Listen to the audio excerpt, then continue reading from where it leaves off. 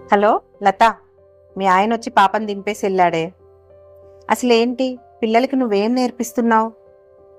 పద్ధతి అనేది నేర్చుకోవడం కానీ, పద్ధతిగా ఉండడం కానీ తల్లి దగ్గరే నేర్చుకుంటారే పిల్లలు. ఏం చెప్తున్నావు నువ్వు? అమ్మమ్మ మంచిది, నానమ్మ చెడ్డది అని నేర్పుతున్నావా? ఇప్పుడేదో నేను ఇచ్చే ఉప్పు పప్పులు గొప్పవని, మీ నాయనమ్మ ఏమీ చేయదని పిల్లలకి మైండ్లో నూరిపోస్తున్నావా? పిల్లలకి ఏది మంచో ఏది చెడో చెప్పడం తప్పు కాదమ్మా. కానీ నీ మనసులో ఏదైతే తప్పని నువ్వు భావిస్తున్నావో నీ అభిప్రాయాల్ని పిల్లల మీద రుద్దడం తప్పమ్మా. పిల్లల ముందు మన ఇంటి పెద్దల్ని అగౌరవంగా మాట్లాడొద్దమ్మా. వాళ్ళని ఎప్పుడూ పిల్లల ముందు గౌరవించే మాట్లాడాలి. అప్పుడే పిల్లలు కుటుంబ విలువల్ని తెలుసుకుంటారు.